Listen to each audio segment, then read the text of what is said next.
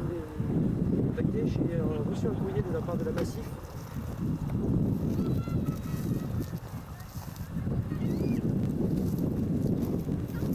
Allô? Est-ce que vous m'entendez?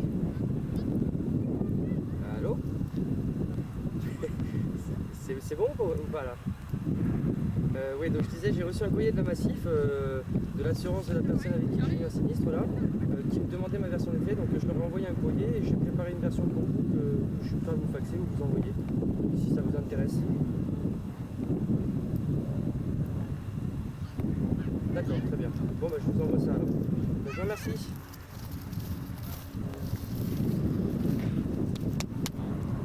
Encore un message. Je commence? C'est vrai? Tu la vois? Ouais. Non. Si. Non. Yes. Yes. Yes.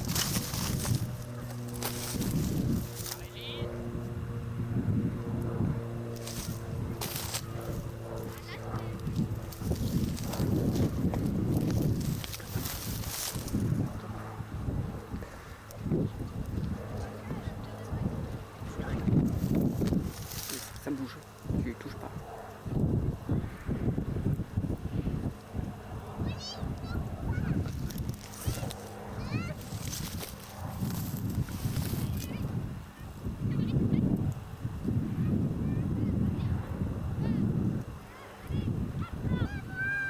Moi, c'est pas compliqué, je n'ai rien. Je peux rien prendre. Non, ça fait rien. On va pas comme toi. Tu fous entre guillemets fort un petit peu sur des trous. C'est de regarder petite, sinon c'est bon.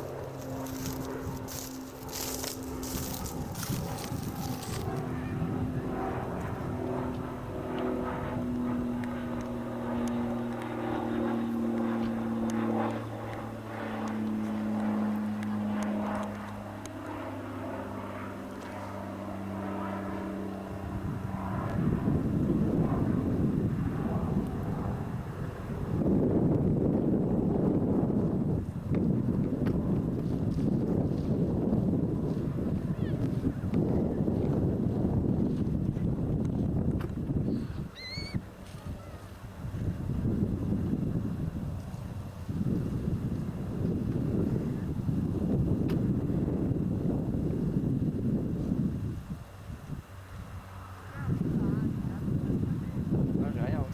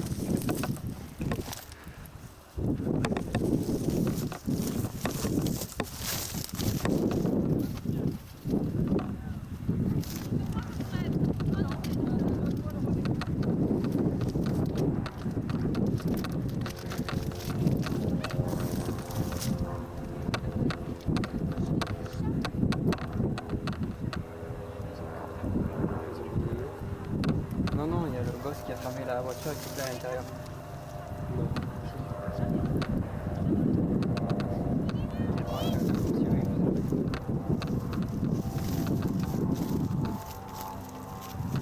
Casser la vie.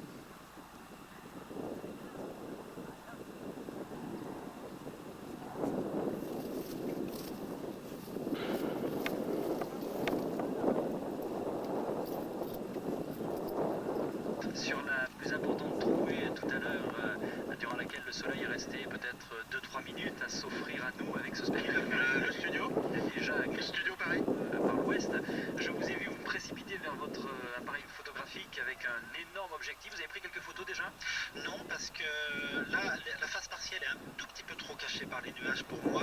Le filtre est trop puissant, donc c'est très difficile de régler la lumière. Il me faudrait une lumière vraiment parfaite pour le faire. Simplement, je vérifie qu'effectivement le téléobjectif est en bonne position, que tout est réglé, parce que j'aurai que 2 minutes au moment de la totalité pour faire des images. Vous préférez miser avec les filtres en place pour la totalité tout à l'heure que de risquer une photo maintenant et de ne pas être prêt pour le moment fatidique.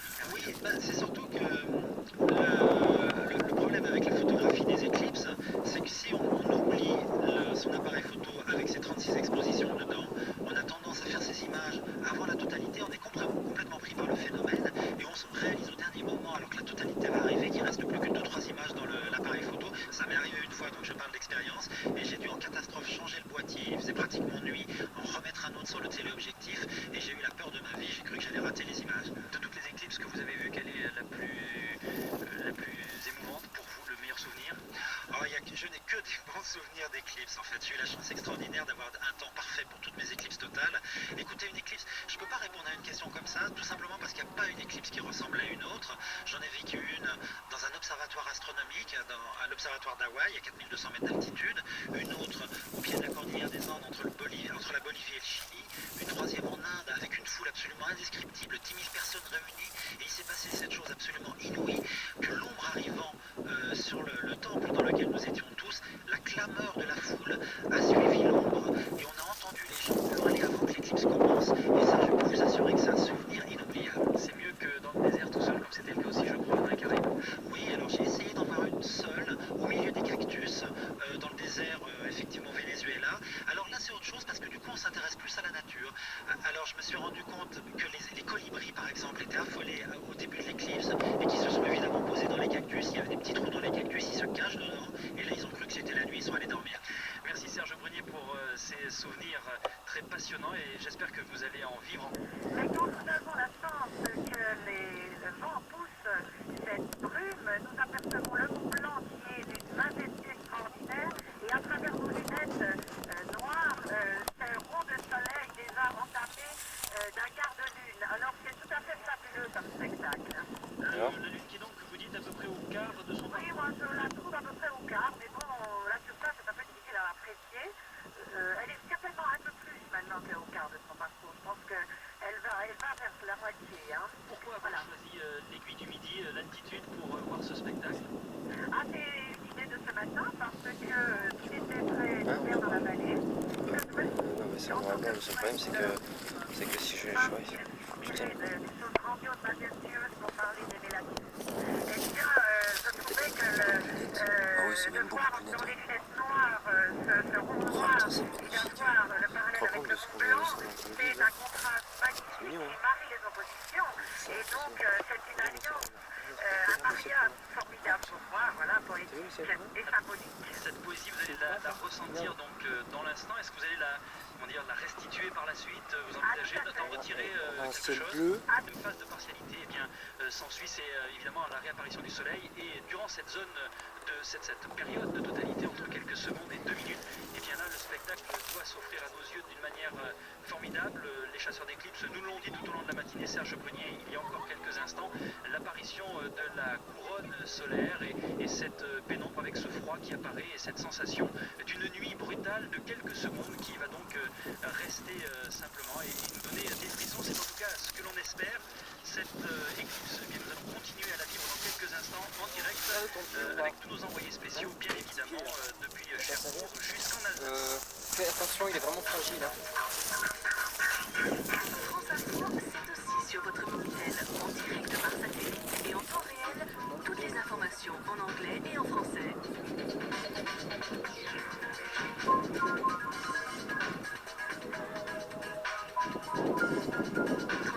France Info, 1,29 la minute. Votre semaine, c'est sur France Info. Le jeudi dès 10h30, dans la chronique Visite guidée de Jean-Patrick Coutet, découvrez le fonctionnement de centaines d'entreprises qui ouvrent leurs portes au public. Et sur Radio Bleu, le vendredi à 16h40, poursuivez le guide de Hubert Thébault. Lancez-vous sur les traces d'une héroïne. Vendredi 13 août, Chantal Joly du Grand Magazine évoquera Manon des Sources à Aubagne. Votre semaine, c'est sur France Info et sur Radio Bleu.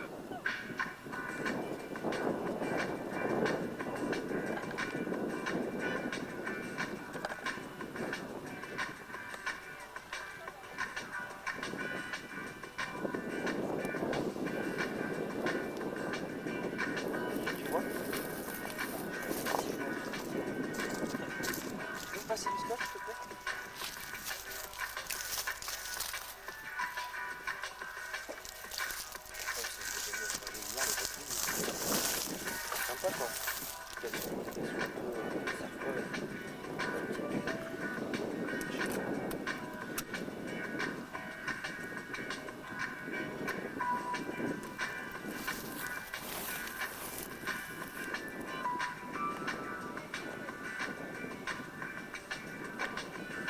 France Info, l'info 24 heures sur 24.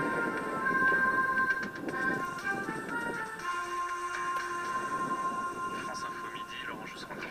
La Lune va donc masquer le soleil. L'éclipse arrive en France à midi 16. L'ombre de la Lune vient de Terre-Neuve. Elle passera d'abord sur le cap de la Hague avant de traverser le nord du pays, en passant par la Normandie, la Picardie, la Champagne, la Lorraine et l'Alsace. Isabelle Dor, vous êtes à la Hague.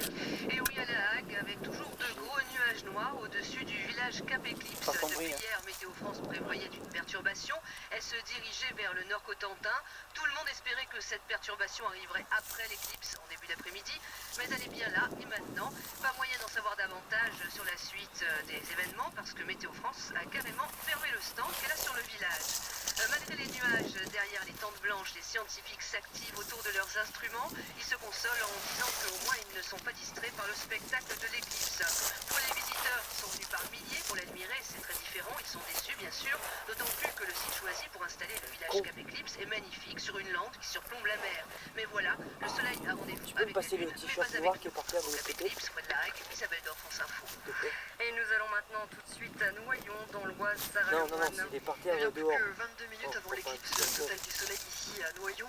Autant vous dire que l'excitation est très très forte chez les astronomes amateurs et professionnels, mais aussi dans le grand public venu en nombre dans ce champ de 5 hectares près du centre-ville. L'éclipse partielle a commencé il y a tout juste une heure. C'est un quart Et d'heure la que j'y foule a fais. pu bénéficier, il y a une Je ne demi-heure, prends pas le d'une photo, là. petite trouée dans les nuages. Tous en même temps, les spectateurs ont mis leurs lunettes. Pendant une vingtaine de secondes, ils ont pu apercevoir le disque blanc du soleil avec une petite échancrure noire. Les applaudissements et les exclamations ont immédiatement fusé. Désormais, tout le monde attend avec impatience la grand-messe à midi 22 minutes et 52 secondes très précisément. Ici, le soleil noir va durer 2 minutes et 15 secondes, l'une des durées les plus importantes en France. Mais pour le moment, l'éclaircie prévue sur Noyon n'est pas au rendez-vous. Des couches de nuages plus compactes que prévu ont envahi le ciel. À Noyon, Sarah Lemoine, France Info. Alexandre Nasri maintenant, vous êtes vous en direct du château de Malbrouck, près de Thionville, comment ça se passe? Eh bien écoutez, il s'est déjà passé un événement extraordinaire ici au château de Malbrouck. Vous savez peut-être qu'un village médiéval a été recréé ici. Et alors que le ciel était complètement bouché toute la matinée, le soleil est apparu brusquement dans une petite fenêtre de ciel bleu au moment où des troubadours ont commencé à jouer des airs médiévaux. Au tout début de l'éclipse, depuis les mines tristes des badauds se sont éclairées, les paires de lunettes fleurissent sur les visages dans la cour du château. Tout le monde a la tête penchée en arrière, les exclamations d'étonnement fusent chez les petits comme chez les grands, mais on reste inquiet pour l'éclipse totale qui se produira ici à midi 28 précise, car nous restons cernés par de gros nuages. En ce moment, on aperçoit par instant l'arrivée provisoire de la Lune sur le soleil. C'est très très beau, on voit clairement un croissant de soleil, comme s'il était petit à petit grignoté par un monstre céleste, mais malheureusement, les nuages gagnent à nouveau du terrain et on n'est pas très confiant pour midi 28, l'éclipse totale. Merci Alexandre Nasri, on vous retrouvera tout à l'heure. Les habitants de Saint-Pierre et C'est Miquelon incroyable ont comme été les sensation. premiers à pouvoir observer Pourquoi le phénomène. Il était exactement 11h moins le quart. On est auprès de en la plein métropole, soleil et sur le place. ciel est bleu. Il Et était 7h moins le il fait quart à Saint-Pierre, C'est Jules incroyable, hein. Un croissant de soleil, voilà ce que l'on peut voir depuis Saint-Pierre et Miquelon. Un croissant qui paraît rouge-orangé derrière les lunettes de Non, protection. pas là. On ne pouvait pas rêver mieux pour observer l'éclipse. Le ciel est pur, Un quart d'heure. aucun nuage, ce qui est exceptionnel pour cet archipel Ouais, très je vais te dire compétit quoi. dans la brume. La plupart des curieux sont réunis en haut de la colline. Des enfants déguisés en cosmonautes courent un peu partout, l'ambiance est familiale. Le moment le plus intéressant viendra à 7h47. 95% de la surface du soleil sera alors... Monsieur et Madame Lopez, bonjour. En attendant, on sort le thermos de café au petit déjeuner sous l'éclipse et certains ironisent sur le mauvais temps qui se fait en métropole. À Saint-Pierre, Jules Lavie, RFO pour France Info. Malgré la grisaille, pour tenter de profiter de l'éclipse totale, lunettes spéciales sur le nez, il faut se trouver quelque part sur le trajet de l'ombre, cette bande d'une centaine de kilomètres de large sur laquelle de Cherbourg à la frontière allemande prend son train pour amener La écouter batterie, elle se décharge à chaque fois, mais elle me laisse le temps de prendre une petite pause. J'ai fait une heure de Donc queue comme ça, pendant je un laisse billet. reposer. Hop, puis après, J'ai essayé de monter dans le train qui partait. suffisant pour Et même les gens qui avaient des places réservées n'ont pas pu accéder à leurs places réservées. C'était absolument impossible. Le contrôleur n'était même pas sûr lui-même de monter. Ils vendaient quand même des billets. Ils vendaient des billets, ils continuaient de vendre des billets derrière nous, donc il n'y a aucune gestion. Je pense que la SNCF aurait quand même pu prévoir des trains supplémentaires. Mais c'est dommage, on a raté quelque chose. On n'attendra pas 2081. Et les je sais pas si t'as remarqué, mais ça c'est hyper froid aussi. Au parc, oui, bah déjà qu'il faisait froid. Déjà côté parc, il fait froid. également très nombreux dans les gares de Saint-Lazare et de Barriès. En Allemagne aussi, c'est la pagaille. Des dizaines de kilomètres de bouchons se sont formés sur les autoroutes en direction du sud du pays. Des embouteillages malgré un ciel désespérément pluvieux. France Info Actualité. Laurence Joussandeau.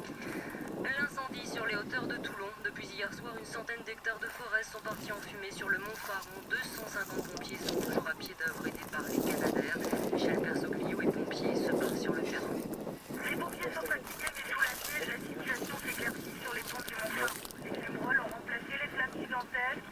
Le feu est enfin figé. L'incendie n'est pas encore éteint, mais il ne progresse pas. Ce matin, les moyens aériens venus en renfort ont permis d'améliorer la situation. Pendant près de 4 heures, 2 Canadaires et 3 hélicoptères bombardiers n'ont cessé de larguer de l'eau sur les bandes escarpées. Un dispositif reste en place toute la journée pour parer à toute reprise avec 200 pompiers, 40 trains d'attaque et un hélicoptère. Les pompiers craignent toujours le vent d'ouest annoncé. Les enquêteurs de la police scientifique Là, ça façon bruit aussi monstrueusement quand même. Putain, mais c'est tout seul qu'il y a 5 minutes là. nombreux habitants évacués hier Ça soir, descend. ils ont pu regagner leur domicile. Toulon, Satinec, Radio France Provence pour France Info. La naissance annoncée du numéro 1 mondial de l'aluminium, le groupe français Péchinet va fusionner avec les Canadiens Alsan et Helvetica Suisse. Elle sera réalisée au moyen de 2 offres publiques d'échange, une fusion qui pourra entraîner une réduction de 5% des effectifs. Les 3 groupes comptent dégager des synergies d'un montant annuel de 3 milliards 600 millions de francs. Et jusque-là, c'était l'américain Alsoa qui était le numéro 1 mondial. L'autopsie du corps du petit Ossine devrait avoir lieu aujourd'hui à Nîmes. L'enfant de 9 ans et demi a été retrouvé hier à Arles dans un sentier près de chez ses parents. Il avait disparu il y a un mois alors qu'il était parti faire des courses dans un supermarché voisin. Un vacancier s'est noyé à Lacanau en Gironde. Il se baignait en dehors de la zone surveillée dans une mer agitée. Ça s'est passé hier, on l'a appris. Ça n'a rien passé. C'est d'autant plus dommage que le site est superbe, sur une falaise bien dégagée, dominant la mer. Si le ciel l'avait permis, nous aurions été les premiers à percevoir l'éclipse, à commencer par le cône d'ombre avançant sur la mer à 2850 km/h, plus rapide que le Concorde. Mais comme on voit très très loin à l'horizon, on aperçoit même les îles anglo-normandes. Si le ciel avait été clair, on aurait vu l'ombre grandir et se rapprocher sur la mer avant d'envahir le continent. Mais voilà, trop de nuages. Les spectateurs qui sont venus par milliers ont tout de même chaussé leurs lunettes au début du phénomène, quand les organisateurs ont annoncé sur la sono qui débutait. Mais maintenant, ils ont enlevé et regardent désespérément le ciel bouché, un ciel d'orage. Même si on ne voit pas le soleil, même si on ne le devine pas, le ciel s'est assombri maintenant. Ce n'est plus à cause des nuages noirs. Vous entendez, les spectateurs applaudissent. C'est bien la lune qui cache complètement le soleil. Il commence à faire vraiment noir. On aperçoit derrière le gros nuage noir une lueur au fond. On ne voit vraiment presque plus rien. Vous entendez les gens qui crient, qui hurlent. Derrière, dans le périmètre des scientifiques, ils s'activent. Les instruments continuent à marcher parce qu'ils enregistrent, qu'ils étudieront après. Et tout le monde, il y a un silence qui s'est... Tout au début du phénomène, là, il y a à peine une minute, il y a d'abord eu un grand silence. Et maintenant, on voit des flashs qui crépitent. Il y a des flashs qui crépitent. Ce sont des gens qui prennent des photos alors qu'on ne voit absolument rien. Ils prennent des photos alors qu'on leur a bien dit qu'il ne fallait absolument pas utiliser des appareils normaux mais mettre des lunettes. Cela dit, là, les lunettes avec le gros nuage noir qui est au-dessus, ça ne sert pas à grand-chose. Mais c'est vrai que c'est un spectacle un petit peu de fin du monde. Le nuage noir qui est dû à l'orage est vraiment noir, mais à cause de l'éclipse, complètement à cause de l'éclipse. On aperçoit quelques lumières, c'est le centre de retraitement de nucléaire de La Hague, et c'est tout ce qu'on voit pour l'instant. Isabelle, est-ce que vous avez cette sensation de froid, de température qui a baissé? Nous, on le ressent déjà ici en Moselle. Hein. Ah ben nous, on l'a ressenti il y a quelques minutes à peine, mais vraiment c'est venu très très lentement, et puis bon, tout le monde était très énervé parce qu'on voyait rien, on cherchait, on regardait, on n'apercevait absolument rien. Et c'est vrai qu'il y a quelques minutes, on a commencé à avoir froid, les gens ont remis leur veste, et puis maintenant ils se taisent, et puis ils observent, ils regardent, il y a juste ces lumières au loin, et puis plus rien, le silence avec tout à l'heure, vous l'avez entendu, des applaudissements, et puis des cris, des exclamations, et de temps en temps un flash d'appareil photo. Alors, oui, allez-y. Non, non, je vous écoute. Serge Brunier, vous êtes toujours avec nous. Cette réaction des gens, même s'ils ne voient pas l'éclipse totale, la couronne, d'applaudir, c'est compréhensible. Regarde-le, Oui, parce moi, que je crois, oui, on va la connaître dans 10 minutes quand il va faire nuit ici. C'est vraiment quelque chose d'extraordinaire. Malgré les nuages, cette impression d'obscurcissement et de froid qui vous plonge, c'est ce qu'Isabelle disait tout à l'heure, on a l'impression vraiment de plonger dans la fin du monde. Alors moi je sais que cette impression me ramène aux éclipses que j'ai vécues et c'est quelque chose qu'il faut absolument vivre. Merci Serge. Isabelle, toujours dans la pénombre, dans le noir? Toujours dans la pénombre, mais ça vient de s'éclaircir maintenant. Ça y est, on sent que le soleil reprend ses droits, même si on ne le voit pas, parce qu'effectivement ça a duré quelques minutes. Normalement ça devait durer de 1 minute 38, très exactement. Et là ça y est, ça redevient clair. Bon, il y a toujours ce gros nuage noir, mais bon, il s'est éclairci. Et puis on voit apparaître une luminosité derrière le nuage noir, sur la mer. Et les gens se regardent, ils ont l'air tout étonnés. Et j'ai avec moi, bon alors c'est vrai qu'on n'a pas vu grand chose, mais il y a des gens qui ont entendu des choses, parce que j'ai avec moi Gérard Fievé du Radio Club du Nord Cotentin. Bonjour Monsieur Fievé. Alors vous avez écouté l'espace, vous avez écouté le soleil. Nous avons tenté d'écouter ici en direct les bandes émises par le soleil, car si le soleil émet bien sûr des rayons lumineux, il émet aussi des rayonnements radioélectriques. Et nous avons écouté aux alentours de fréquence de 2 giga-6. Bien sûr, c'est un matériel malheureusement sophistiqué et cher, mais grâce à la direction de construction navale de Cherbourg, nous avons eu ce matériel. Et nous avons tenté de voir ces résultats que nous avons enregistrés, nous allons les dépouiller. Qu'est-ce qu'on entend quand on écoute le soleil? C'est surtout un bruit de fond, l'émission de toutes les raies du soleil. Et nous allons tenter après ça de les analyser, de les décrypter, en espérant que nous avons pu viser avec nos antennes le soleil, parce que comme vous avez pu voir, nous n'avons pas pu le voir à travers les nuages. Mais alors vous avez aussi des graphiques qui tournent et vous enregistrez en même temps sur les graphiques du Nous soleil? enregistrons en permanence, bien sûr. Et nous espérons, bien sûr, demain ou après-demain, pouvoir exploiter ces résultats. Et vous avez aussi essayé de joindre Jean-Pierre Agneray, l'astronaute français qui est sur Mir. Ça doit se faire en ce moment. Je ne sais pas s'il est en contact avec nous, parce que c'était le premier contact normalement avec le continent, c'était chez nous. Il passait à 12h12 au-dessus de chez nous. Et je ne sais pas si nos amis là-bas, qui sont présents à 100 mètres, ont pu le contacter. Jean, l'astronaute qui est à 340 km au-dessus de nous maintenant.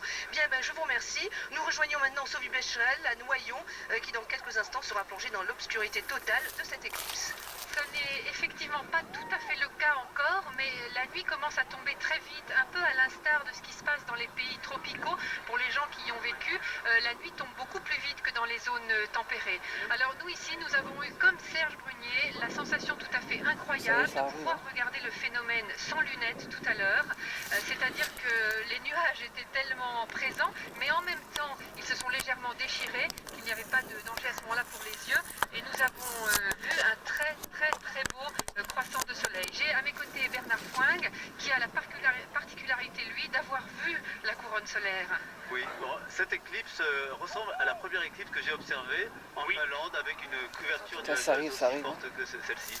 Mais la nuit va tomber, c'est sûr. Voilà, là le phénomène est en train d'arriver. Nous, compte tenu du mauvais temps que nous avons eu, nous commencions à avoir tous des frissons parce que nous étions là depuis plusieurs heures ce matin. Donc cette sensation de fraîcheur arrive, mais elle n'est pas soudaine, je dirais. De la même manière qu'à La Hague, des flashs semblaient crépiter tout à l'heure. Nous en apercevons quelques-uns. Que verrions-nous à cette heure précise, Bernard Fouing? C'est le moment où nous avons encore un mince croissant de soleil qui est présent, qui va diminuer, qui va devenir si mince, qui va se transformer en un chapelet de grains brillants, de grains de flash, mais sur le soleil cette fois. Les endroits où les derniers rayons de soleil passent à travers le fond des vallées lunaires. Bernard Fouing, qui observe le soleil toute la journée, je dirais, grâce aux instruments qui se situent à bord du satellite d'observation SOHO, peut vous décrire tout cela. Mais pour être très concret, il faut vous dire que nous avons une épaisse couche nuageuse. Oh putain, regarde. Oh putain, prends des... Oh là là. Ah oui, parce que ce que l'on manque, donc c'est bientôt l'apparition de ces grains de Bailly, puis la gloire, donc l'auréole autour du soleil, avec des bras qui s'étendent dans toutes les directions autour du soleil, tout près du disque du soleil, quelques flamèches, des prominences, des protubérances rouges, et la nuit tombe. Oui, la nuit tombe en ce moment. Oui, la nuit tombe très brusquement. La nuit tombe donc très brusquement, les commentaires des spécialistes de la Société astronomique française continuent dans les haut-parleurs pour évidemment meubler le temps et puis aussi pour ne pas rendre les gens trop déçus. Voilà, ça se passe très vite là.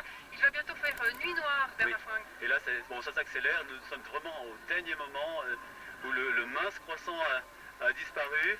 Ça va aller de plus en plus vite. C'est comme un crépuscule, mais accéléré une centaine de fois.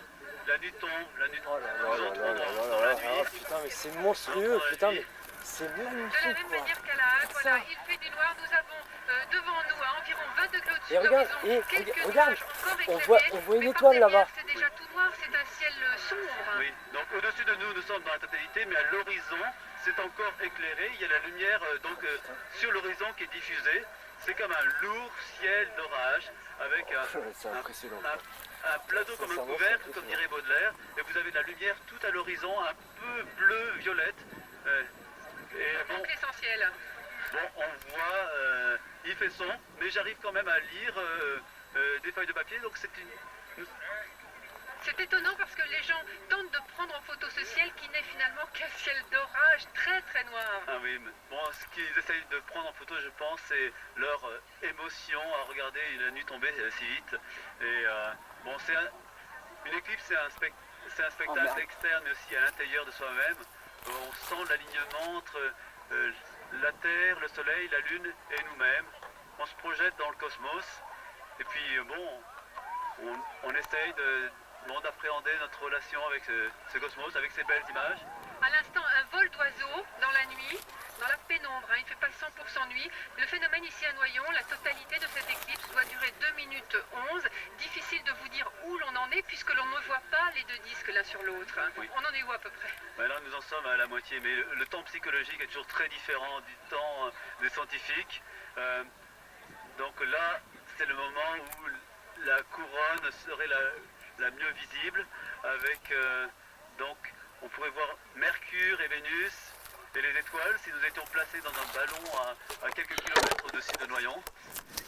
Nous n'avons même pas, si vous voulez, de halo lumineux autour d'un cercle quelconque. Nous avons une énorme bande nuageuse, trouée par endroits. Et là, le ciel est un peu plus gris perlé. La pénombre n'est pas totale. Nous pouvons encore lire. Oui, nous pouvons encore lire. C'est assez différent d'autres éclipses que j'ai vécues, par exemple, dans le nord du Chili, dans le désert, où c'est beaucoup plus sombre qu'aujourd'hui. Est-ce que vous ressentez quand même une émotion, bien que le spectacle ne soit pas au rendez-vous? Bon, oui, je sens une émotion, donc cette rencontre céleste. Bon, il y a un aspect visuel aussi qui est le paysage. Bon, c'est la fin de l'éclipse maintenant. Voilà, le jour revient. Le jour revient aussi vite qu'il a disparu. Il y a des clameurs dans la foule. Les gens sont heureux de voir que les éléments ne sont pas ont obéi à la loi de la nature et le soleil nous est rendu, du moins la luminosité nous est rendue. Oui, un enfant m'a demandé si l'éclipse pouvait s'arrêter. Je lui ai dit non, l'éclipse va continuer, nous allons revenir à la vie de tous les jours. Voilà, et l'éclipse continue en Moselle, au château de Malbrouck, avec vous Bernard Thomasson. Absolument, la luminosité diminue très sensiblement ici. À preuve, vous le savez, le château de Malbrouck a été le cadre hier soir de la Nuit des Étoiles en collaboration avec France 2. Mais l'éclairage de la télévision prend le pas sur la lumière naturelle.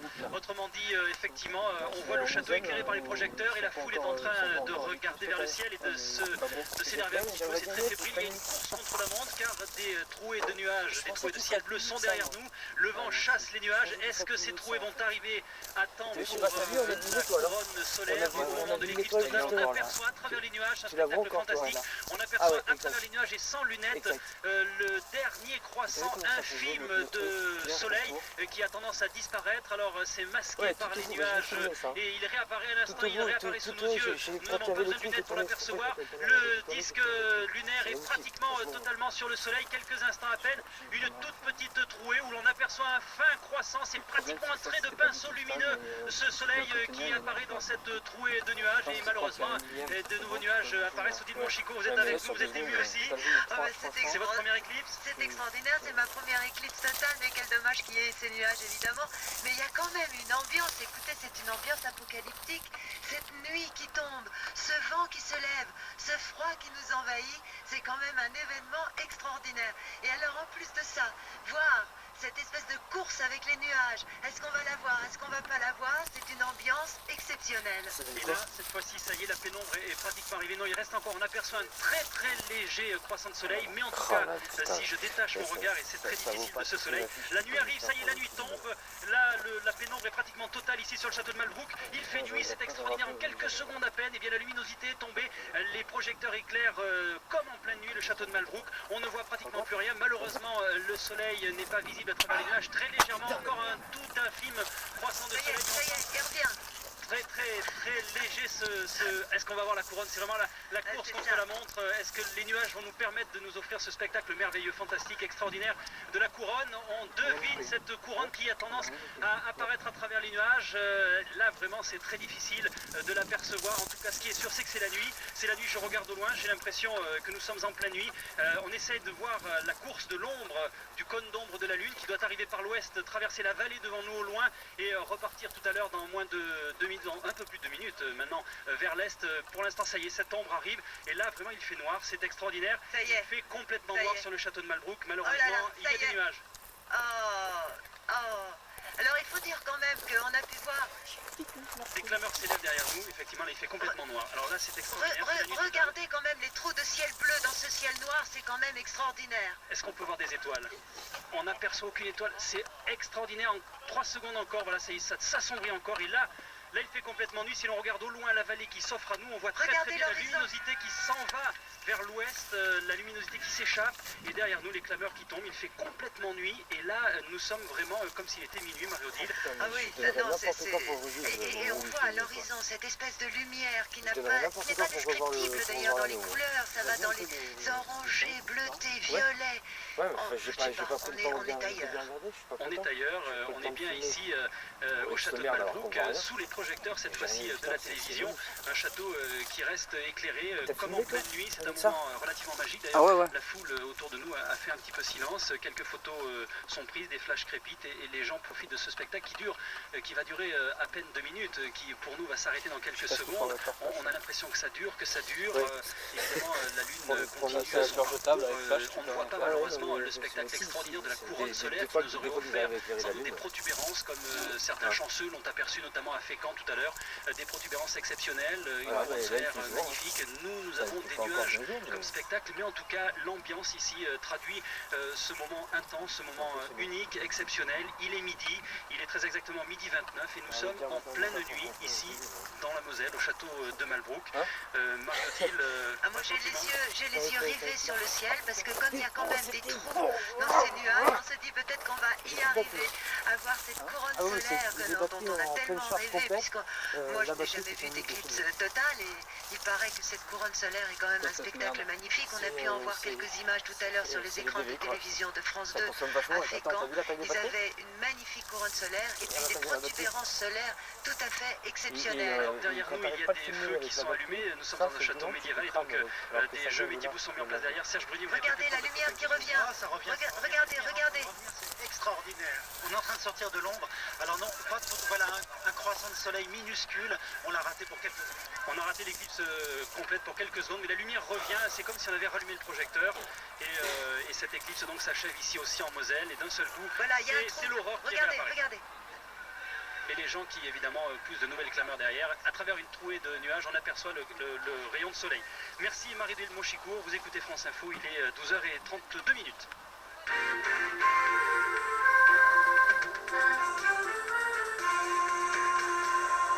France Info, il est 12h31, Agnès Saubiran.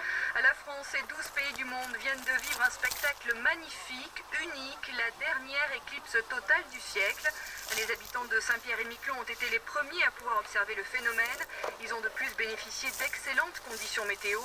Plus près de nous, ce sont les habitants et les touristes installés à Vauville, près de Cherbourg, qui ont les premiers observé le phénomène, Isabelle Dor. Eh bien, après plus d'1 heure de déception et d'attente, déception parce que les nuages ne nous ont pas permis d'apercevoir la Lune s'interposer entre la Terre et le Soleil, et attente d'une éclaircie qui n'est jamais venue, après plus d'1 heure donc, l'obscurité est tombée tout d'un coup, presque totale. On voyait juste un peu de lumière à l'horizon. Il faisait plus froid tout d'un coup et tout est allé très vite. Les milliers de spectateurs se sont tus, puis ils ont applaudi en poussant des exclamations émerveillées. Et il y avait de quoi. C'était vraiment extraordinaire et surtout très rapide. Environ 1 minute 30 plus tard, la luminosité est revenue aussi vite qu'elle avait disparu. Et tout le monde ici commente maintenant le phénomène. Cap Eclipse dans la Manche, Isabelle Dor, France Info. Un très beau spectacle également à Noyon dans l'Oise, Sophie Becherel. Oui, nous avons raté la totalité à quelques minutes près parce que maintenant il y a une trouée dans la couche de nuages. On aperçoit un bout de ciel bleu et le croissant de soleil est inversé. Il a complètement changé de côté puisque la lune s'en va maintenant par l'autre bord. C'est un magnifique croissant clair que tout à fait étonnamment nous pouvons voir à l'œil nu. Si on chausse les lunettes, eh bien on ne voit rien. C'est extra, c'est tout à fait magique. Il y a quelques instants, quelques minutes, nous avons vu passer un vol d'oiseaux. Je ne sais pas d'où ils venaient. Ils arrivaient en tout cas de derrière la cathédrale de Noyon. Ils sont passés au-dessus du champ de 5 hectares sur lequel une dizaine de milliers de personnes sont en ce moment réunies. L'effet absolument saisissant, c'est bien sûr cette nuit qui pendant 2 minutes 11 nous a enveloppés à Noyon et la clarté, disons la luminosité qui est revenue aussi vite qu'elle avait disparu. Les gens n'ont pas fait silence comme on aurait pu s'y attendre, ce phénomène que tous les astronomes chasseurs d'éclipses décrivent. Malgré tout, je crois que le phénomène n'est pas complètement raté parce que nous avons pu apercevoir, qui plus est à l'œil nu, sans danger pour les yeux, un croissant de soleil à quelques minutes d'intervalle. Il était dans un sens, puis dans l'autre. À Noyon, Sophie Becherel, France Info. Alexandre Nasri, vous avez vécu l'événement en direct du château de Malbrouck, près de Thionville, dans l'est de la France, au bout de la bande de totalité de l'éclipse. Oui, eh bien, je me trouve sur le belvédère, derrière le château, dans un grand champ. On vient de sortir de la phase d'éclipse totale. J'ai près de moi Gérard et Nicole qui sont venus exprès de Lyon pour voir le phénomène. Alors, Nicole, qu'est-ce que vous avez ressenti pendant ce moment d'éclipse totale? J'imagine ceux qui étaient... un peu de fin. Non. Je suis un peu loin quand même. Tout change. J'imagine ceux qui étaient dans le sud de la France, pour le coup. Enfin, on n'a quand même pas eu les conditions idéales. Ils ont vu ça. Ils ont vu ce qu'on Mais voit c'était maintenant. une vraie nuit quand même. On a eu, vraiment, peut-être pas complètement, mais une nuit anormale. Des lumières bizarres, curieuses, un silence aussi. Oui, je suis impressionnée quand même, malgré, je vous dis, l'absence de soleil, vraiment. Vous attendiez à ce spectacle? Je suis un peu déçue parce qu'il manquait le soleil quand même, il était caché. Alors j'ai avec moi à côté de vous votre mari, Gérard, vous êtes venu avec beaucoup d'instruments. Vous êtes satisfait? Je suis satisfait parce que le matériel que j'ai amené a bien marché, mais par contre, on a eu très peu de trouées pour voir le soleil et la lune, ça c'est clair.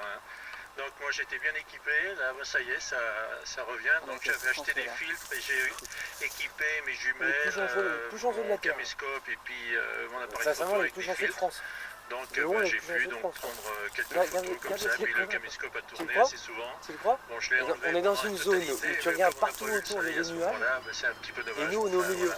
Puis je vous ai vu très inquiet là tout au long de la progression, on voyait rien et puis quand même quand la nuit est tombée, on a senti que vous étiez un petit peu gagné par l'émotion. Oui, je m'attendais à une nuit un petit peu plus totale, mais comme il y avait beaucoup de nuages, c'est sûr que c'est la lumière qui venait d'ailleurs qui éclairait quoi. Mais c'est très impressionnant.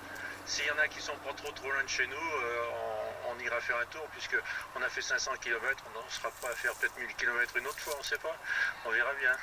Voilà ce qu'on peut dire ici au château de Malbrouck, alors que le soleil est en train de revenir progressivement. Et malheureusement, à ce moment-là, il y a une trouée, on le voit très nettement, c'est toujours très beau, mais on a vu seulement la nuit, on n'a pas vu la lune cacher complètement le soleil ici au château de Malbrouck. Le ciel en revanche était très beau en Dordogne pour observer le phénomène. Michel Polaco, vous êtes à côté de ça là, vous avez pu profiter à 100% de cette éclipse. Oui, à 100% de plaisir et à 86% on écoute la radio depuis tout à l'heure, mais attends, j'ai filmé, donc tu gères, je te mens pas. Non visible du soleil, puisque ici nous sommes dans une zone d'éclipse partielle, mais c'est vrai que c'était très émouvant, même si nous n'avons eu que donc une petite partie du disque solaire qui était visible quand même à la fin. Avec dans cette ambiance de pleine nature un certain nombre de petits phénomènes qui sont amusants à remarquer. Ici évidemment je suis en pleine campagne, il n'y a pas de bruit, il n'y a pas de voisinage, et on a vu vraiment une modification de la nature, de la lumière. Petit à petit, la lumière a diminué et en même temps ont disparu les bruits d'oiseaux, le bruit des cigales, pas de grillons qui apparaissent pourtant le soir quand les cigales cessent de chanter. Ce sont généralement les grillons qui prennent le relais. Mais là, comme on n'a pas eu la nuit vraiment, on a simplement eu des pénombres. Il n'y a pas eu de grillons. Et pareil, à midi, on n'a pas l'habitude de voir de l'ombre.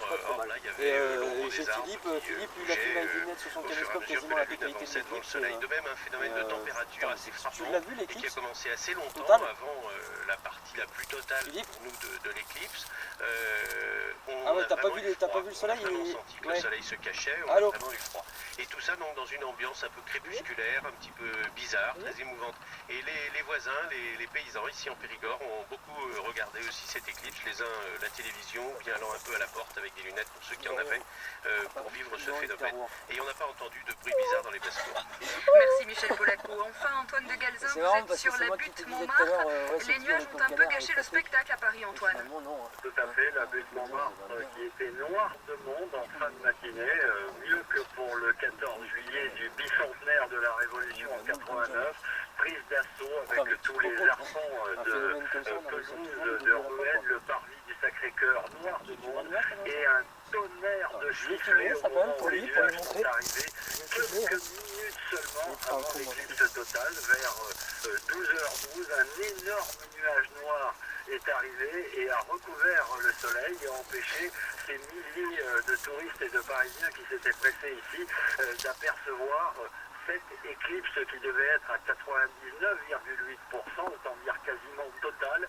Dans une trouée de nuages, on a aperçu un fin ray de lumière et ce croissant très très fin au moment où l'éclipse commençait à décliner. Mais c'est la seule vision qu'on a eue ici avec une lumière, cette lumière passée, fanée des fins de journée du mois de novembre qui s'est mise sur la butte Montmartre et sur Paris au moment où l'éclipse était la plus forte, c'est-à-dire qu'on était loin du noir, on était sur une fin de journée, donc de l'automne, guère plus, et impossible de vous dire si les oiseaux de la butte Montmartre se sont tus à ce moment-là, car il y avait, comme je vous le disais, un tonnerre de sifflets contre les nuages qui empêchaient tout ce monde d'apercevoir et cette éclipse. Et à la sortie, eh bien, tout le monde était un petit peu déçu. On a entendu toutes sortes de commentaires en disant vraiment c'était complètement nul et pour se rassurer, eh bien,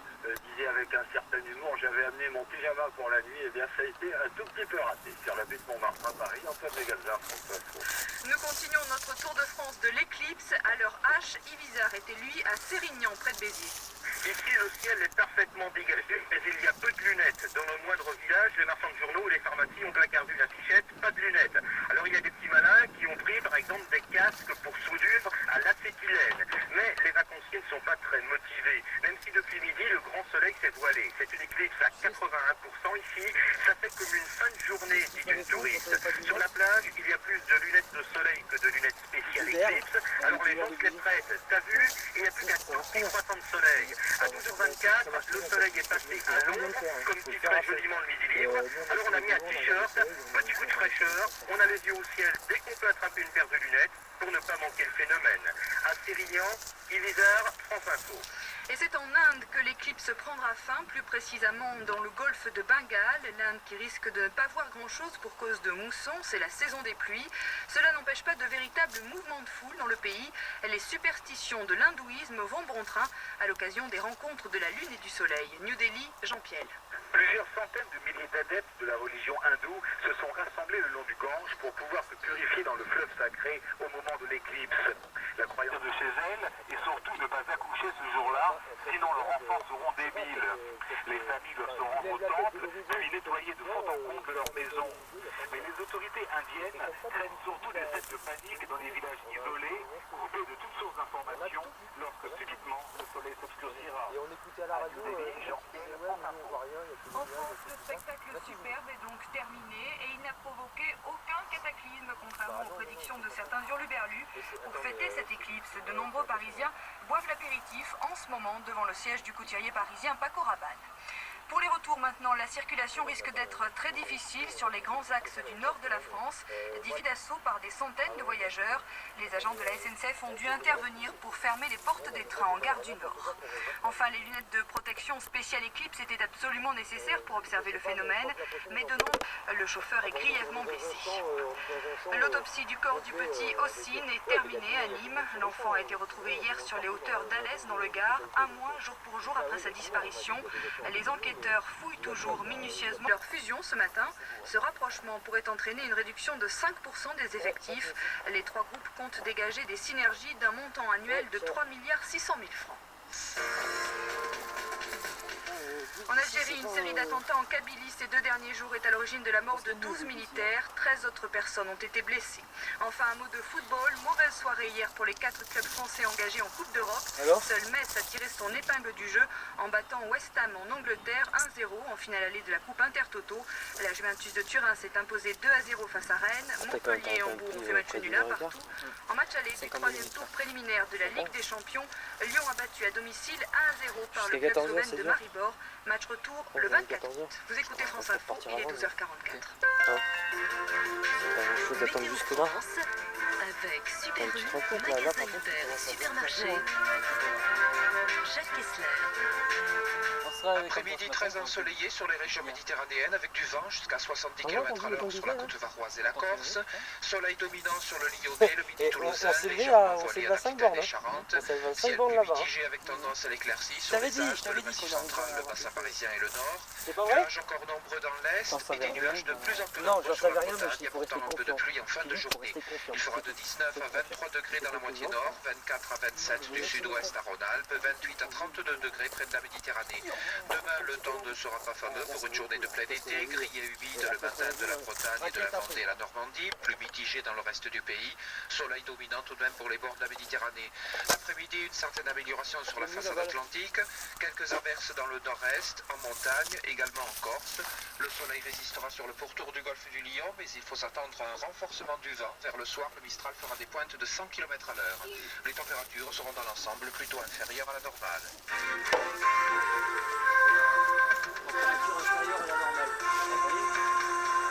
12h45, France Info Express.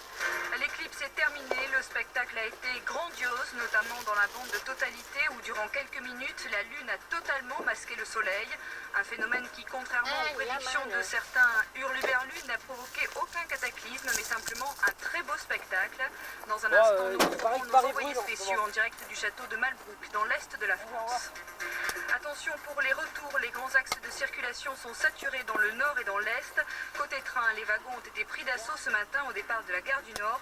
Il est donc préférable d'étaler le retour tout au long de la journée. Dans le Var, les pompiers luttent toujours contre l'incendie qui s'est déclenché hier soir sur le Mont Faron à Toulon. Le feu est maîtrisé, mais les pompiers redoutent de nouveaux départs en raison du vent. Une centaine d'hectares de résineux sont déjà partis en fumée. Des habitations ont dû être évacuées. Le corps du petit Ossine, cet enfant de 9 ans et demi disparu à Alès depuis un mois, a été retrouvé hier, non loin du domicile de ses parents. Une autopsie est en cours pour déterminer les causes du décès. Les enquêteurs fouillent toujours les environs de la macabre découverte à la recherche de nouveaux indices. Une fusillade hier dans un centre communautaire juif de la banlieue de Los Angeles a fait 5 blessés, dont 3 petits garçons. L'un d'eux est dans un état critique. La police est toujours à la recherche du principal suspect, un homme de 37 ans, armé et dangereux. France Info, spécial Éclipse du Soleil. Bernard Thomasson.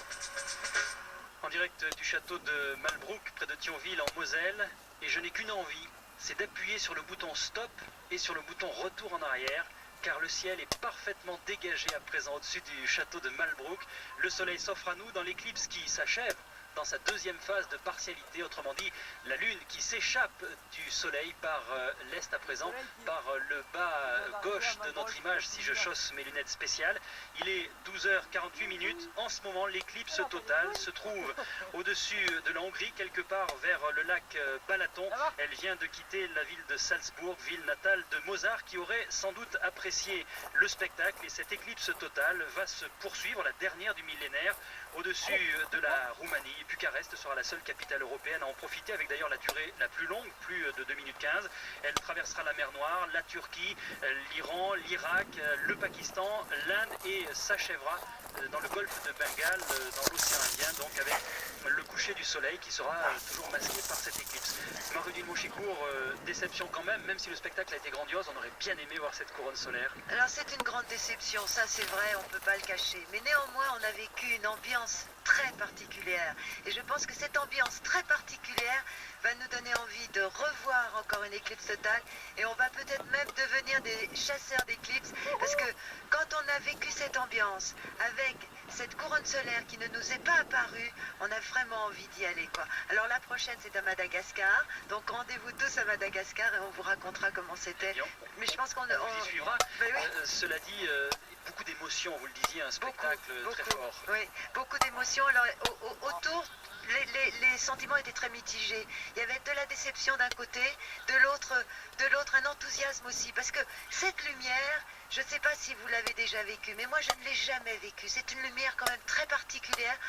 C'est une ambiance à la fois presque un peu apocalyptique. Et on comprend maintenant pourquoi les hommes d'antan, quand ils ne connaissaient pas la mécanique céleste, avaient peur. Parce que c'est vrai qu'on n'a pas un sentiment de peur, mais tout de même un sentiment de magie, quelque chose de magique. Et surtout que c'est allé très très vite et nous avons la chance d'avoir devant nous, devant notre esplanade, une vue superbe sur une immense vallée qui nous a permis de voir la pénombre tomber, je vais pas mentir, en 3-4 secondes à peine. Ah oui, très vite, vraiment c'est le soleil qui refuse de montrer ses rayons, quoi. Alors quand on imagine il y a 2000 ans les gens qui voyaient ça arriver, on peut parfaitement comprendre qu'effectivement le soleil qui était un dieu, le soleil qui était source de chaleur et de vie, refusait tout d'un coup de leur offrir cette source vitale. Et juste avant cette pénombre et juste après des couleurs extraordinaires. Dans le mauve, un peu dans le violet quelque part, là-bas sur la gauche, il y avait dans la vallée au loin. Mais quand même là on est un peu déçus parce que là maintenant le ciel est parfait. Le ciel est bleu. Ah, je le disais, on aime appuyer sur le stop et retour en arrière. C'est comme si les nuages avaient été là exprès pour nous faire de la peine, quoi. Alors selon les endroits, les réactions ont été différentes dans la foule. Il y a eu des cris, il y a eu des clameurs, on l'a entendu en direct sur notre antenne. Pour ce qui nous concerne derrière nous, la foule au château de Malbrouck a fait silence. Il y a eu une petite clameur, mais a fait silence également. Il y a dans cette foule toujours en ce moment Alexandre Nasri. Quelles sont les réactions autour de vous?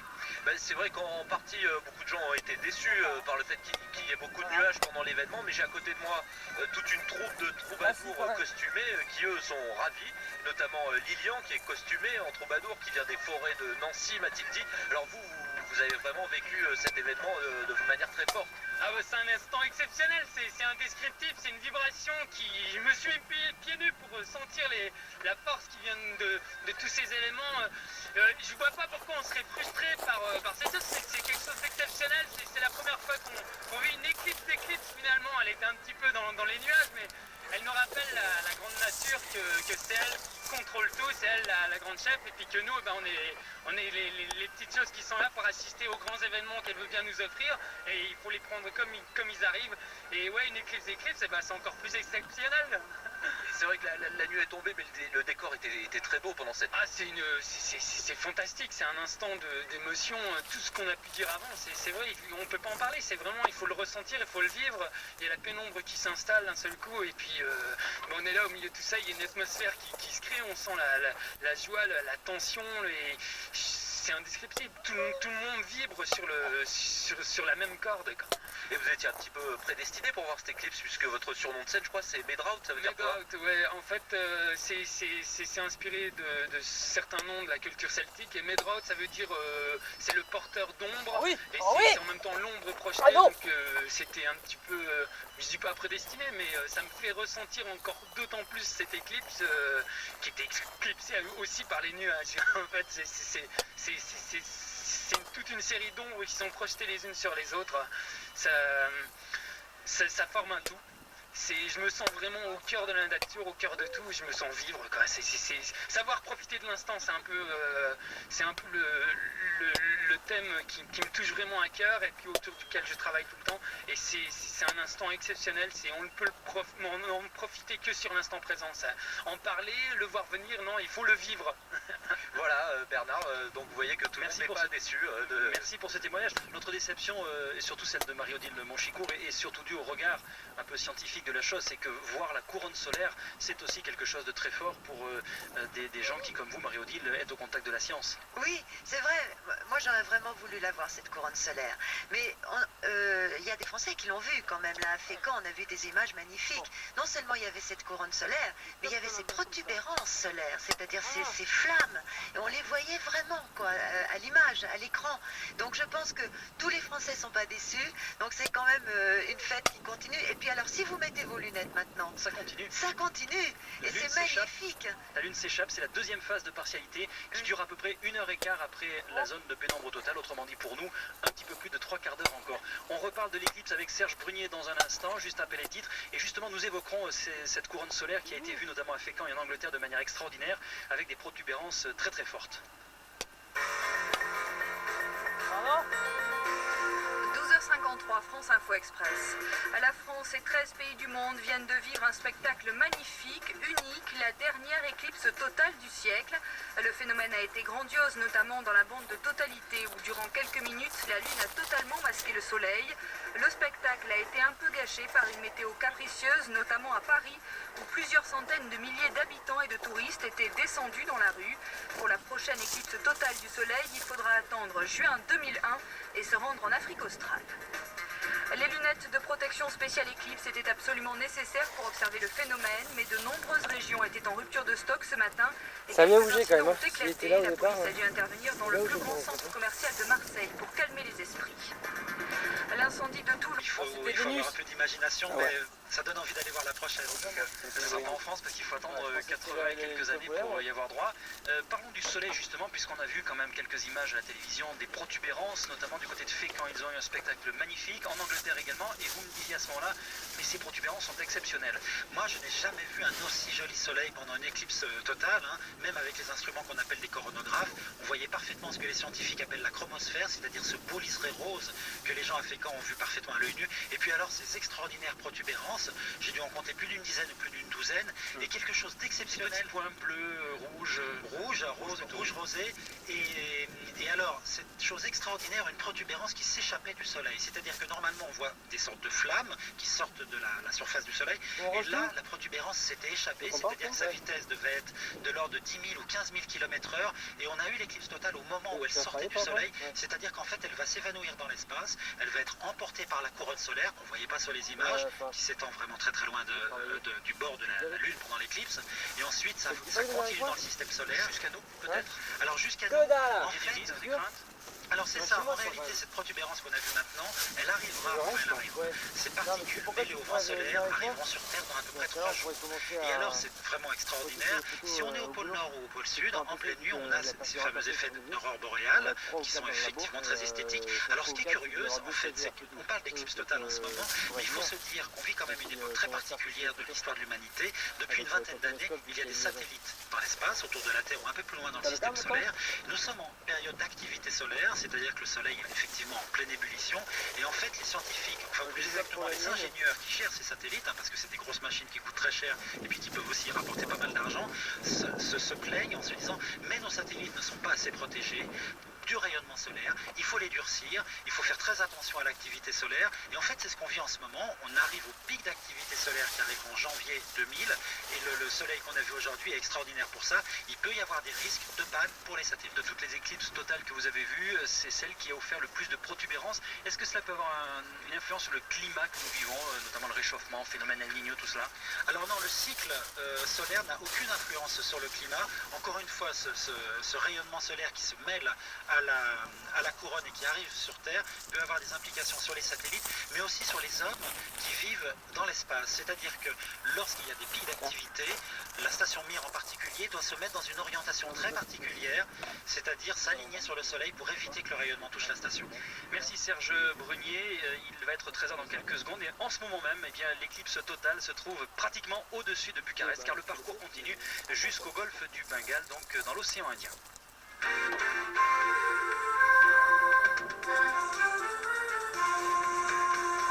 France Info, 13h, Frédéric Benieda. La dernière éclipse solaire du millénaire est terminée en France. L'ombre produite par la Lune a balayé le nord du pays pendant un quart d'heure. L'ombre est passée sur la Normandie, la Picardie, la Champagne, la Lorraine et l'Alsace. Au centre de cette zone, large d'une centaine de kilomètres, il a fait nuit en plein jour pendant environ 2 minutes et demie. Déception toutefois pour les milliers de spectateurs qui s'étaient rendus à la pointe de l'Âne. Dans le Cotentin, la météo n'était pas au rendez-vous. Isabelle Dor. C'était quand même un moment extraordinaire, d'autant plus fabuleux que, effectivement, depuis le début de l'éclipse, à 11h, on ne voyait absolument rien. Alors c'est vrai, ici, sur la pointe du Cotentin, nous n'avons pas aperçu la Lune envahir l'astre solaire, mais à midi 16, très exactement, la nuit est tombée brusquement, il faisait noir en plein jour, il faisait plus froid aussi, et tout ça pendant 1 minute 38, 1 minute 38 de bonheur des astronomes. Les milliers de visiteurs ont applaudi et poussé des cris au début et à la fin du phénomène. Entre-temps, c'était le silence au diapason de la nuit et l'émerveillement, comme pour mieux goûter, pour mieux sentir la force de l'événement. La lumière est revenue très vite, trop vite, aussi soudainement qu'elle avait disparu. Les spectateurs commencent maintenant à partir, sans trop se presser car ils savent qu'ils vont rencontrer de gros embouteillages. Ils se dirigent lentement vers la sortie, vers le parking, et ils échangent leurs impressions. Ils se rendent compte qu'ils ont vécu des secondes magiques et ils ont du mal à trouver les mots pour les exprimer. Au Cap Éclipse, dans la Manche, Isabelle Dor, France Info. Et nous allons maintenant en Moselle, au château de Malbrouck, où se trouve Alexandre Nasri. Déception ou pas, Alexandre? La déception, oui et non. En fait, il y a beaucoup de gens effectivement qui sont déçus de ne pas avoir vu le phénomène dans toute sa totalité. Mais j'ai par exemple à côté de moi Michel qui est venu exprès de Grenoble, qui n'était jamais venu en Lorraine pour voir l'événement. Et vous n'êtes pas déçu? Au contraire, j'ai trouvé ça super et c'était vraiment magnifique, l'ambiance extraordinaire. D'ailleurs, vous écoutez encore la musique médiévale avec un spectacle vraiment, vraiment super. Et nous avons même échangé nos adresses et je pense revenir sur cette région. Ça vous a réellement surpris au moment où la nuit est tombée sur le château? Ah oui, parce que la nuit est tombée très vite d'un coup. Et vraiment, on se voyait plus, quoi. On se serait cru à 11h du soir en hiver. Surtout, la température aussi a baissé. Et après, le jour est revenu assez rapidement. Et en ce moment, à l'heure où je vous parle, l'éclipse n'est toujours pas terminée. Et avec nos lunettes, nous pouvons voir le soleil réapparaître au fur et à mesure. C'est un beau croissant qui s'agrandit et on voit encore la lune. Voilà, Frédéric, effectivement, vous voyez que tout le monde n'est pas déçu par cette éclipse. Merci Alexandre. Et de l'Est, nous passons maintenant au Nord, à Valenciennes, avec Patrick Lallemand. Les deux chauffeurs sont à 10 francs quand l'horloge de la mairie de Valenciennes sonne midi. Mais si les quelques badauds attirés place d'armes par le marché scrutent le ciel, c'est uniquement pour guetter une éventuelle accalmie. Depuis hier, les averses succèdent en effet aux épisodes pluvieux et le panonceau plus de lunettes pour l'éclipse apposé sur la devanture d'une pharmacie semble bien dérisoire. 12h15, miracle, il ne pleut presque plus, mais le mariage céleste se poursuit toujours à l'abri des regards indiscrets. Seul indice de son intensité, il fait de plus en plus sombre. Certains contemplent quand même le ciel, l'air un peu triste, d'autres profitent du spectacle, mais de la télévision. 12h25, l'éclipse est à son maximum. Très loin derrière les nuages, la Lune recouvre 99% du soleil. Il fait presque nuit. Et puis très vite, le jour revient, toujours aussi gris. Ici, l'éclipse, ce n'était pas l'apocalypse. C'était simplement le déluge. Valenciennes, Patrick Lallemand, France Info. Et sous le soleil de la Corse, ce fut une éclipse partielle, Christophe Lurie. En Corse, l'éclipse solaire n'était que partielle. La Lune a doucement grignoté le soleil à 83%. Et les conditions d'observation étaient optimales, très favorables. Le ciel dégagé, bleu, a permis à de nombreux spectateurs de constater une baisse importante de la luminosité 3, 2, 1, 0. En Corse, l'éclipse solaire n'était que partielle. La Lune a doucement grignoté le soleil à 83%. Les conditions d'observation étaient optimales, très favorables. Le ciel dégagé bleu a permis à de nombreux spectateurs de constater une baisse importante de la luminosité. Un peu partout dans les rues commerçantes d'Ajaccio, dans les paillotes où l'on a interrompu la dégustation de poissons grillés, on a chaussé les lunettes spéciales pour observer le phénomène. Sur les plages, allongées sur leurs serviettes de bain, les touristes ont ressenti une baisse très sensible de la chaleur du rayonnement solaire. De nombreuses personnes ont également vécu l'éclipse totale par procuration en regardant les images télévisées ou en écoutant la radio. Radio. Ajaccio, Christophe Lurie, France Info. Le spectacle est donc maintenant terminé. Il n'a provoqué aucun cataclysme, contrairement à certaines prédictions. Le ciel n'est pas tombé sur la tête, ni même la station hier. Alors pour fêter cette éclipse, de nombreux Parisiens boivent l'apéritif en ce moment devant le siège du couturier parisien, donc Paco Rabanne. Ce matin, les trains ont été pris d'assaut à la gare du Nord, à Paris, par des centaines de voyageurs à la recherche de la meilleure destination possible pour observer l'éclipse. Beaucoup de candidats au voyage étaient d'ailleurs restés sur le quai. Les wagons étaient bondés. Il y a eu également beaucoup de monde sur les routes, en direction donc de la zone de totalité. France Info Actualité, Frédéric Begnada.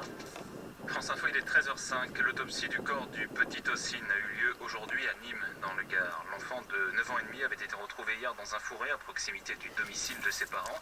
Il avait disparu il y a un mois alors qu'il était parti faire des courses dans un supermarché voisin. L'autopsie a exclu l'hypothèse d'un accident et permet donc d'orienter l'enquête vers un homicide volontaire. L'incendie qui s'était déclenché hier soir sur les hauteurs de Toulon a été maîtrisé. Au total, près d'une centaine d'hectares de pinèdes ont été détruits par les flammes sur le Mont Faron. Il a fallu l'intervention de 250 pompiers. Plusieurs maisons menacées par les flammes ont dû être évacuées. Les prix à la consommation ont reculé de 0,2% le mois dernier en France, selon l'indice provisoire de l'INSEE. Sur un an, l'inflation atteint 0,3%. Une nouvelle fusillade aveugle aux États-Unis. Un homme a ouvert le feu à la mitraillette dans la garderie d'un centre communautaire juif de la banlieue de Los Angeles. 5 personnes, dont 3 enfants, ont été blessées. L'un d'entre eux, âgé de 5 ans, a dû être opéré pendant plusieurs heures. La police est à la recherche de l'agresseur, un homme d'une quarantaine d'années.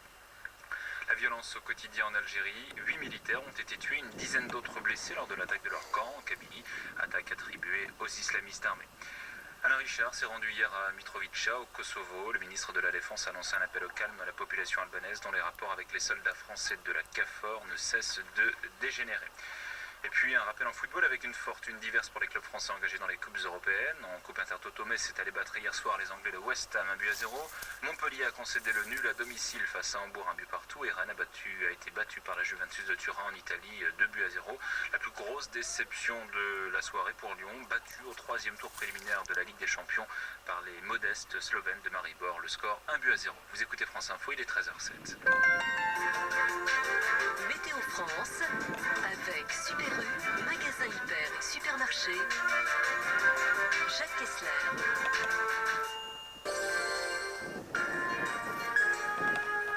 Redécouvrons EDF.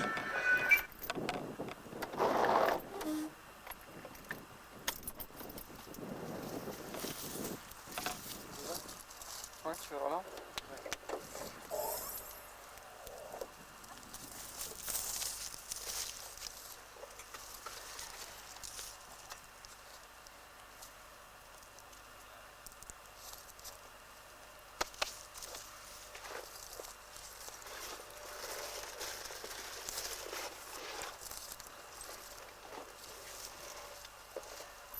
Oh, mais on rangera après ça. Je range maintenant, ça s'appelle. Hein? Mais tu restes chez moi? Là j'ai plus de piles, j'ai plus rien. Oui, bah. T'as ton chargeur là avec toi? Il est chez toi? Tu l'as pas pris avec toi? Ouais, c'est pas grave. Ouais, chez moi quand même. Bon, arrête de filmer. Garde les piles pour... Regarde les piles.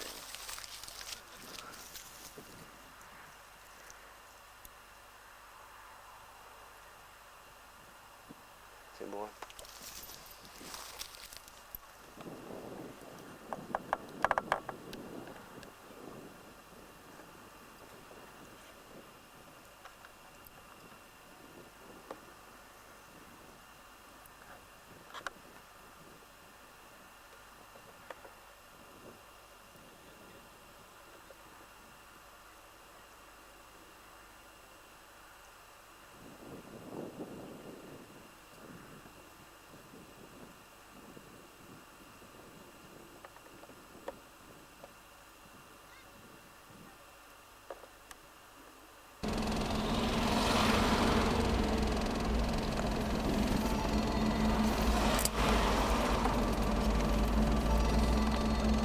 Ouais, effectivement, oui.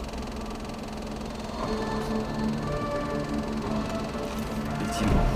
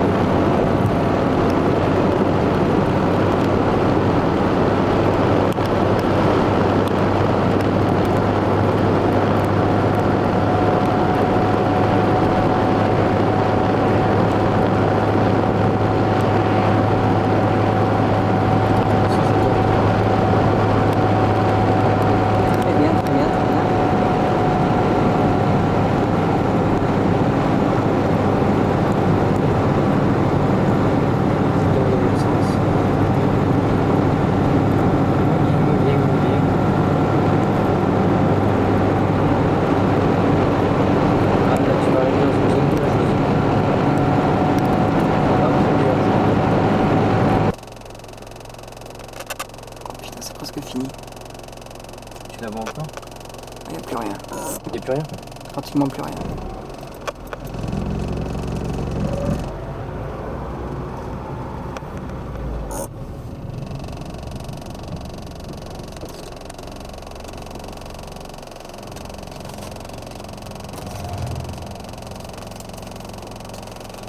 Tu vois à peine.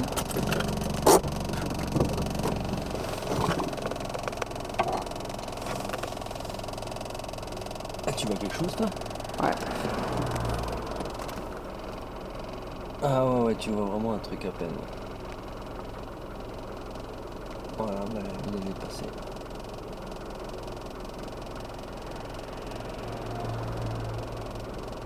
C'est vraiment faible, hein? Ouais, surtout là. Ouais, surtout avec le nuage. Bah c'était bien beau, hein. Putain. Ça donne vraiment envie. Hein. Bon, alors l'autre il a fermé tout son sac là. Il peut plus rien prendre, bien sûr c'est de l'autre côté.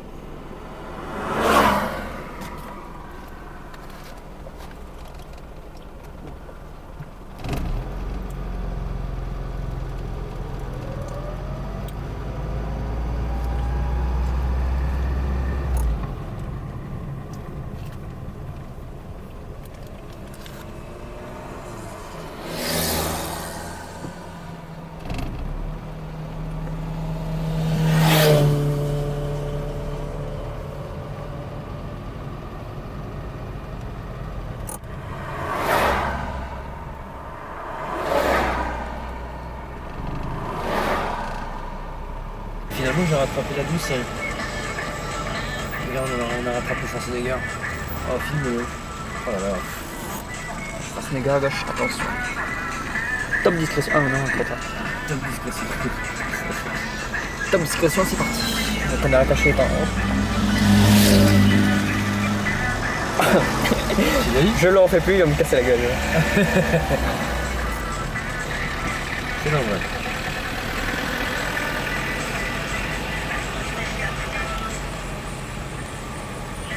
Ouais, 3h10. Ouais. 3h10. Comment ça 3h10? C'est l'heure. C'est le time qu'il est. Et comment ça se fait que t'as pas pris ton chargeur? Toujours prendre son chargeur, si ta batterie avait été déchargée, t'aurais fait comment? Tu pissais dessus? Comment tu t'es énervé? Ouais. Bon bah, puisque tu regardes ta cassette, moi je vais regarder la mienne. Hein. Tu filmes là? Ouais. Ah, tu regardes ta cassette? Hein? Non, non.